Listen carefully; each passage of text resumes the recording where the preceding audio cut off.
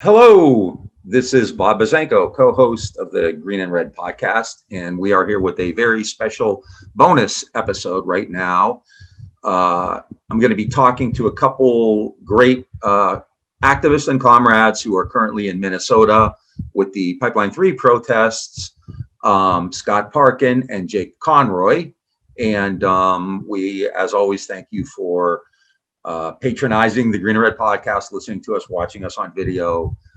Please share and subscribe and all that kind of good stuff. So without further ado, from Minnesota, I think we're going to start with Scott, I believe, who's just going to give us a little bit of background about what Pipeline 3 is about. The media is covering it, but not really providing a deep context. Hey everybody, this is Scott Parkin, Green and Red podcast co-host. Calling in, we're actually by the Minneapolis airport, but we've spent the last few days in northern Minnesota, like northwest Minnesota, up around Clearwater County, Hybrid County, Minnesota, around a mobilization called the Treaty People Gathering. It's to stop the Line 3 pipeline, which is being built by a Canadian oil company called Enbridge, Enbridge Oil.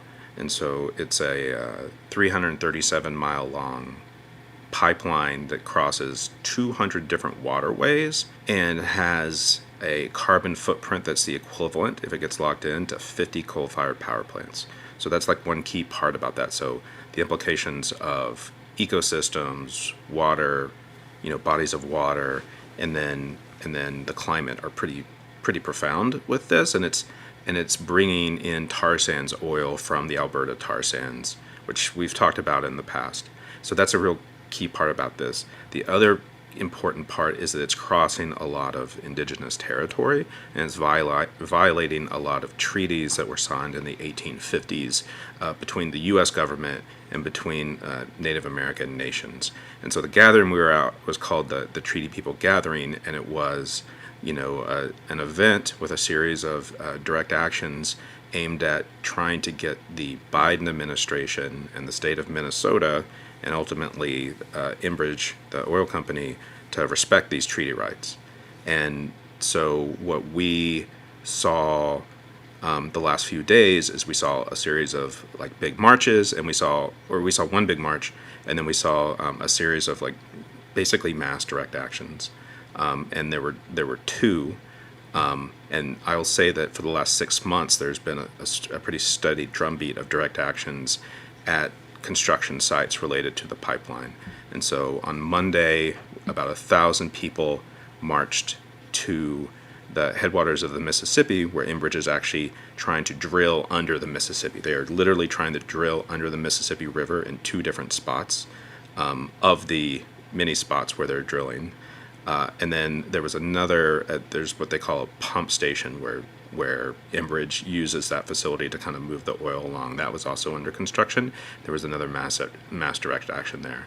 The first one at the Mississippi has resulted in now an ongoing occupation of it's a boardwalk, but it's a drill pad at the Mississippi.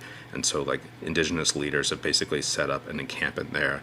Lots of activists have joined them. And at the other location, it was a pretty fierce and edgy sort of action, which was ultimately resulted in a 30-plus hour blockade, and over 150 people have been arrested. And those 150, a number of those 150, very few of them have been released from jail, and a number of them are still in jail, and they're being denied like basic, human rights like medication, access to lawyers, phone calls outside, etc. They've also been spread out to like a number of different counties in northern Minnesota. There's actually an interagency task force, which includes federal, state, local, county jurisdictions. It's called the Northern Lights Task Force, which is like a kind of a fucked up name. And then that task force also, collaborates quite a bit with the private security for Enbridge. And then the last thing I'll say is the sort of like many dramatic things happened on Monday, but one of the most dramatic things that happened is that the Border Patrol clearly polices the northern border, basically like came in and buzzed at the pump station multiple times, like came down and blew up debris at least 3 times trying to scatter protesters. And then if you look at like what Border Patrol whistleblowers tell us, is that it's a pretty common tactic that the the Border Patrol uses when migrants are trying to cross the southern border. And the Northern Lights Task Force released a press release, which they never do, which actually said this was unintended consequence of what we were doing. We were just trying to like fly around and see what was going on. But very clearly they were basically in some sort of like less than lethal sort of like dispersal tactic. Boom, that was a lot. Yeah. I'll have to think of something to ask Jake now. No, Jake, you've been like Scott through a lot of actions like this. I just wonder if you wanted to amplify on what you're seeing, what kind of actions you've seen, what, the state's response, what people should know. Sure. I had an opportunity to be a part of and witness both actions, and it was really inspirational and exciting for me. And I think it was for a lot of the people that were there. I think there was close to about 2,000 people in total that participated in one way or another. Scott has talked about this in the past, but I think it wasn't this kind of opportunity for people that had talked a lot and trained a lot around the idea of nonviolent direct action, and it's finally an opportunity to put it into practice. And so I think it was great to see a lot of people get to see it in action and what it looks like and what the power of it can be. And it doesn't have to be necessarily this big scary thing. It doesn't necessarily have to be, the radical, like locking things down and chaining yourselves to things, and all those things happen, and that was important, but it wasn't the only form of direct action that people could take. A lot of the time I spent was on that boardwalk that Scott mentioned that led out to kind of the proposed drill site to go into the Mississippi. And, it was like a few hundred people occupying this boardwalk in a marshland and bringing in tents and supplies and food and figuring out how people can kind of hold that space for the long haul. And I think that is kind of an aha moment, I think, for a lot of people that realize, like, here's a way that we can take direct action. Like, it doesn't necessarily mean locking to something. Maybe it means I'm going to go collect tents and supplies and food and deliver it, or I'm going to make sure that people feel safe by doing like security out front, or I'm going to sleep in my tent on a boardwalk where we're not supposed to be, and realizing that like direct action looks like a lot of different ways, but working together, we have a really big way of making a lot of impact in a very direct way, sending a very direct message, and we get to do it together. Now, you said there's like 2,000 people there. I'm assuming that there are local Indigenous leaders who are kind of have organized most of this. And I think, Scott, you told me a few days ago, there's a group of clergy as well. So what kind of organizations occurred before these actions in the last few days? The couple things I would say about that is that this is very much led by Indigenous leadership, which lives on like the White Earth Reservation, the Red Lake Reservation. They've actually been fighting this campaign for 7 years. And it's like sort of built up momentum, and because there's climate concerns, we've seen a lot of local climate groups like based here in the Twin Cities, which have been also kind of part of this fight, and it's been growing pretty steadily. A couple other things I'll say in response to your question is national faith organizations actually put a call out for people of faith, cross denomination, cross religion, to come and join. And so we were out there with a lot of like black ministers, Catholic priests, rabbis. There was a big contingent of Buddhists. We probably saw 300 clergy come in from around the country to participate in the events of the last few days. And the other big contingent of people that we saw were actually students, and they've been doing a lot of organizing on college campuses throughout Minnesota. About a couple months ago, they actually had a campus day of action around the state, and I think in other states as well, that were like, it was pretty radical, like lots of walkouts, lots of people blocking traffic into the university. I believe it was at Carleton College where the students put up a tree sit in the college president's front yard saying that they should cut any ties they have with corporations that do business with Enbridge, that sort of thing. It's been a wide spectrum of people who have been getting involved. Jake, this is a little more kind of amorphous, but let me put in a plug for you. You have an amazing, we call it a show, I don't know, called 3 Minute Thursdays, which is ostensibly about activism on vegan rights, on animal rights and veganism, but it's so much more than that. And I tell you, I watch it all the time because I learn so much from it. What have you seen in Minnesota that kind of going forward people can actually take and apply wherever they are and whatever issue they're doing, whether it be animal rights or a pipeline or stopping a war or Black Lives Matter or whatever? Thank you, first off, for watching my YouTube channel.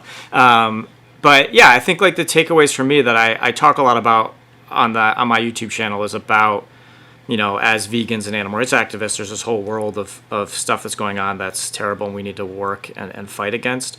And there's lots of different ways to do it, and that we need to make sure our struggles for liberation are collective, and that we incorporate and work on a lot of different issues alongside one another, because they all have equal value. And so to that end, what I saw at this camp is something that I've seen in the pipeline fights like Keystone and DAPL and things like that, where there's a lot of people from a lot of different backgrounds, a lot of different strategies and tactics that they feel comfortable with, or maybe they're opposed to, from a lot of different fights coming together and working on these things and on specific campaigns in really big ways and working together.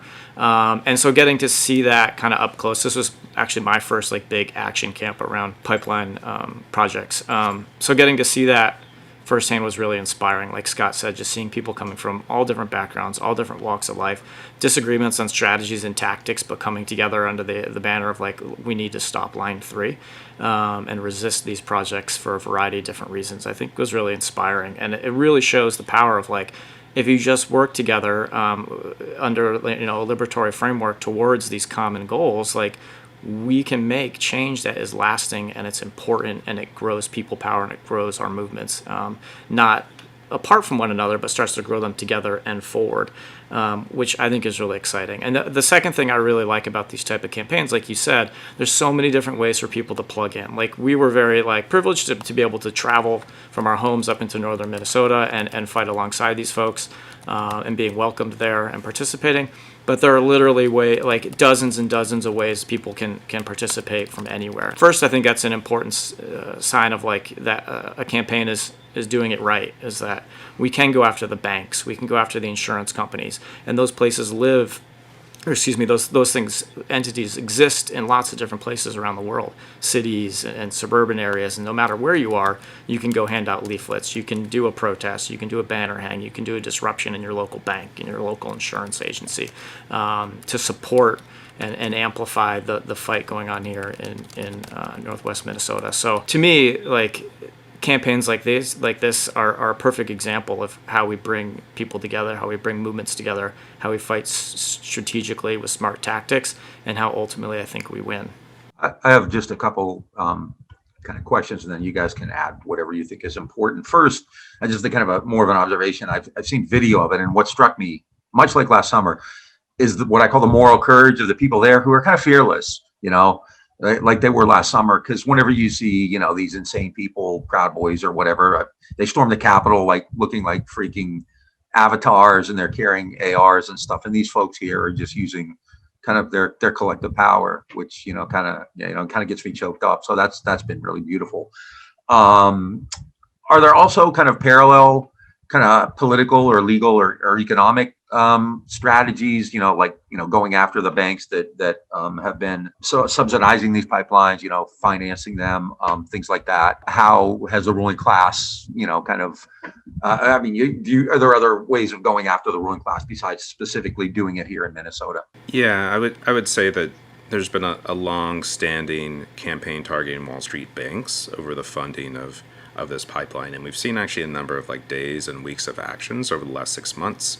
One thing I didn't say when I did the sort of context setting at the beginning is that the pipeline construction did not really begin until early December, because they were waiting on the state of Minnesota, most notably the governor, Democrat Tim Walz, to sign the permit, which he did after the election, the federal election was resolved. And so one thing that people can do is, take action at their local bank. And so there's 20-something banks which are actually involved in financing of the project, financing of Enbridge.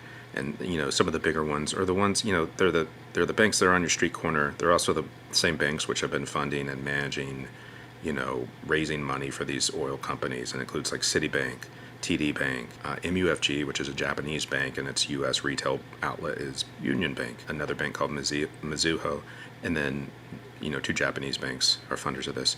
And then also like banks like Chase and Wells Fargo have actually also been super involved in the project. And so you can actually see lots of people taking action across the country, in cities across the country. I think they're actually starting to pick up again in solidarity with this occupation on the Mississippi River and these folks still being in jail this week. But you can definitely take action. And then we're also like, a big strategy with this action and this campaign was to get Biden to act. We saw Obama and Biden ultimately reject Keystone. We see a lot of court stuff playing out with the Dakota Access Pipeline. And so the goal of this is it would be really easy for the Biden administration to act and just like it would even just put this project on a pause, because Enbridge, since they got their permits in December, have been going like full on trying to build it as quickly as possible before there is some sort of political response to shut it down. So like raising hell on the banks, raising hell on the federal government, particularly the Biden administration, is going to be really important.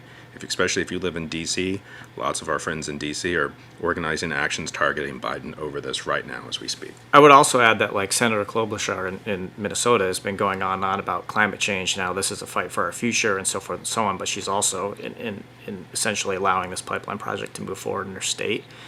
Even yesterday she was like posting a bunch on Twitter about climate change and how it's important we fight back against it. And so I think she's a worthwhile target in Minnesota as well to really put pressure on to run it up the chain of command, so to speak, and really try to get this pipeline stopped. And for our comrades who are in jail, 150 people still in jail, there's a big pressure campaign now on the Attorney General of Minnesota, Keith Ellison, to do something about these folks being held now for some of them going on 48 hours without access to medication, phone calls, lawyers, that sort of thing. And we'll post all relevant information in the show notes. Let me go back for a minute. And I know like neither of you are engineers, but like drilling underneath the Mississippi just kind of blows my mind. That just seems utterly like fucking insane. Like how does that actually happen? How do they actually do that? Like that can't be, I keep thinking like that can't fucking be. You can't drill under the Mississippi, with tar sands oil. Like, I also am not an engineer, which may surprise a lot of people. So I'm not entirely sure. But what I will say is like standing on that platform on the bank of the Mississippi was really kind of an eye-opener for me because, I grew up on the East Coast. I live on the West Coast, and I've driven across country a bunch of times. You cross the Mississippi, and it is massive. Like, it's a massive river. But you're standing at we weren't at the start of the Mississippi, but the headwaters of the Mississippi. But I feel like we were fairly close. I mean, the Mississippi was maybe 4 feet, 5 feet, 6 feet wide, and so it's small. So from an engineer perspective, maybe it's possible, but to me that more spoke of you could drop a little bit into this little creek, and it just I guess it was just like a visual reminder that like something so massive that we think of the Mississippi really starts at this little tiny place, and like to corrupt or spill or destroy this little piece just really expands, across the whole country. And I guess in a way, like a kind of like an organizing metaphor, I guess, but like something so small and that that happens here really can spread in really dangerous ways or positive ways when it comes to organizing, but like really spread effectively in bad, terrible ways across the entire country. So to me, that was like a big kind of eye opener of what I saw firsthand.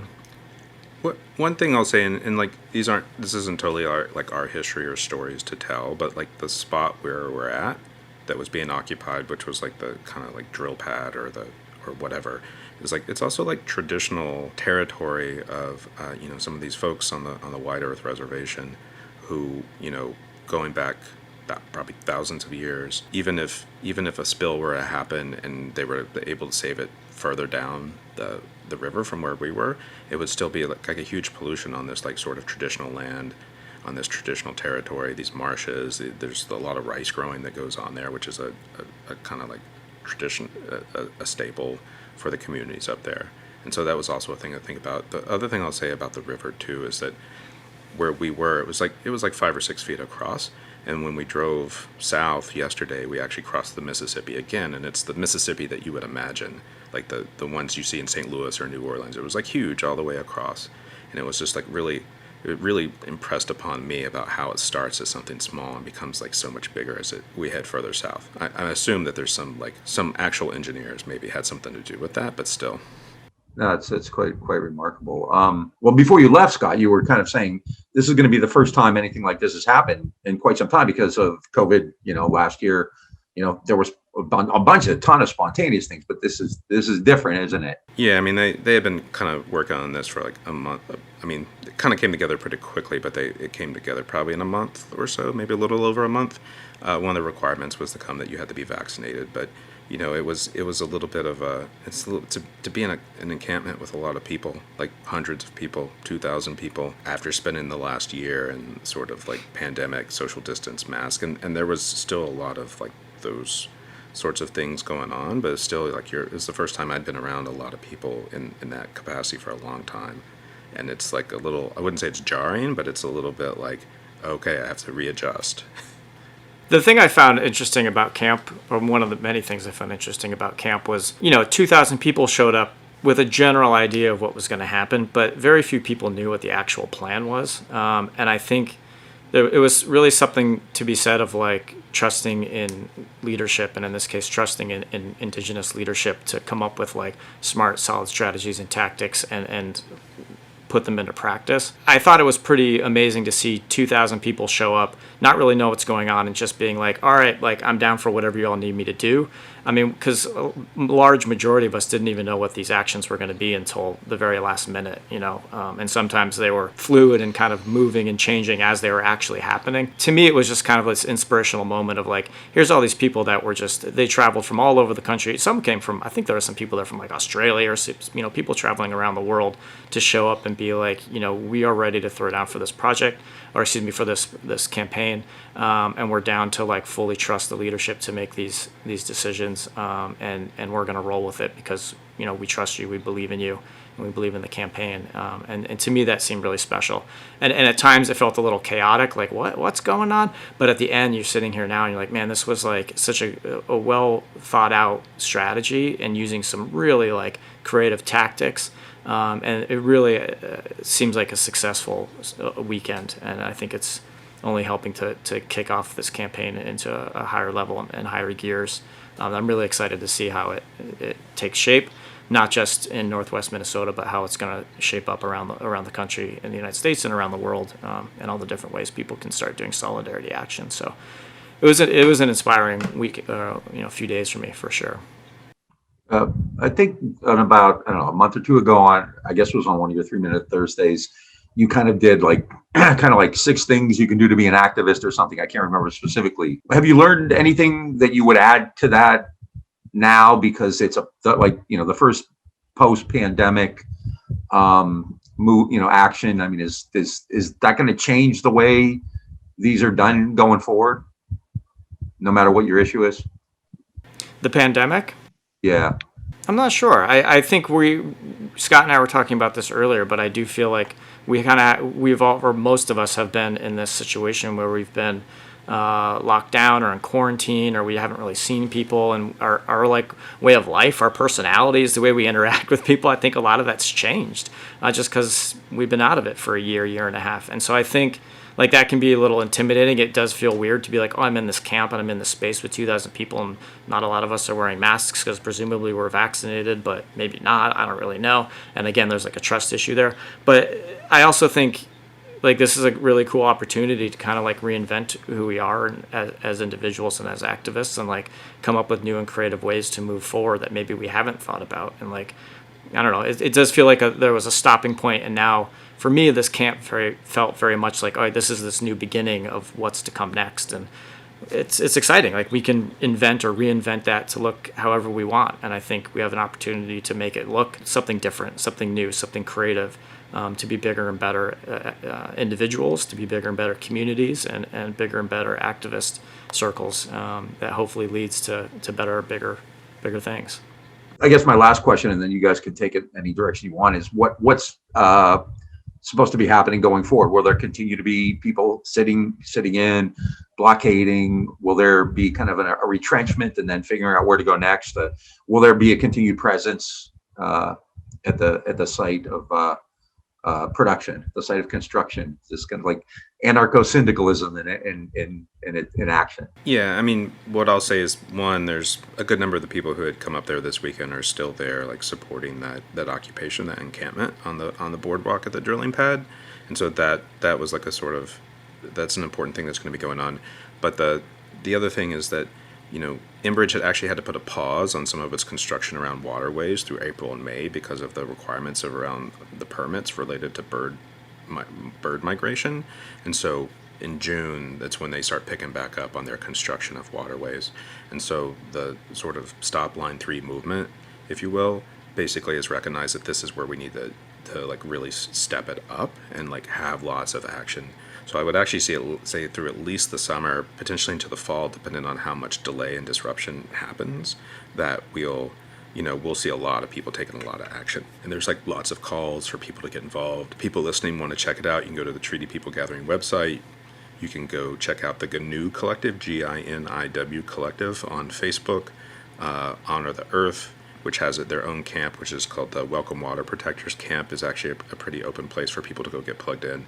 There's probably about half a dozen camps across northern Minnesota that are Indigenous-led, mostly Indigenous women-led, which are going to be taking action throughout the summer and fighting this pipeline, because we're kind of it was a marathon, and now it's a sprint, right? To see how much we can slow it down and stop it, and hopefully, in the very least, get the Biden administration to act in some way. Anything, Jake, you want to add to that? Or I hear you guys were just like the Capitol rioters, huh? According to certain people. That's right. Yeah, that was definitely us. No, I think Scott wrapped it up pretty well. I'm really inspired to see how people are going to move forward from this. And and Scott said, like, there's great ways to plug in up here, but there's so many great ways with so many different organizations and people around the world that are stepping up for this kind of like next sprint towards the end goal. And I think if history tells us anything, we have the power to stop these things. We have the power to change these things. And I don't think this one's going to be any different. I think if we really dig our heels in, we're creative, we're smart, we're strategic, I think we're going to win. One thing I'll say real quick about your Capitol riot comment is, a couple of months ago, maybe in early March, we actually had Jamie Henn on, who talked about Big Oil's spin machine, and so that's what Enbridge has been doing since these actions happened.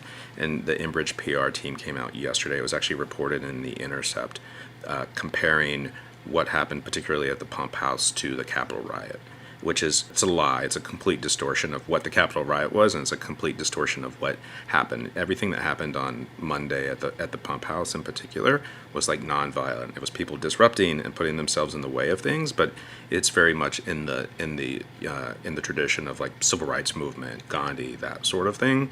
Whereas the Capitol riots were just a bunch of like right-wing hoodlums or thugs or whatever you want to call them out to cause trouble and hurt people. I would think, outside of the QAnon and nutty MAGA, right, that's not going to go very far, even for like semi-reasonable people know that that's like nuts. So anyway, if you guys have anything to add, do it, but I'm going to, this is Bob Bazenko, co-host of the Green and Red podcast, with a special episode of the Green and Red podcast featuring our co-host Scott Parkin and Jake Conroy, activist and organizer extraordinaire, and check out 3 Minute Thursdays on his YouTube channel. I always like get the biggest kick talking to you guys. I learned so much. And so Scott, also the Cranky Vegan. I'm sorry, I keep saying 3 Minute Thursdays, which is the name of your show, whatever I call it, but you are the Cranky Vegan as well. So follow on all the social media, and I guess Scott can tell you all about Green and Red if you want to make sure you share and subscribe and all that, or whatever else. But Scott's the information on that one. So this has been wonderful, and remember, you get stuff like this on Green and Red podcast. You get Noam Chomsky on Green and Red podcast, and you get all kinds of cool stuff in lieu of snarky New York celebrity media wars. So anyway, and want to say thanks to all the folks that we met over the weekend in Minnesota who stepped up, took action, made a lot of things happen. Our comrades who are still in jail, and the Indigenous-led movements in Minnesota have been really fighting hard. Looking forward to continue talking about this story.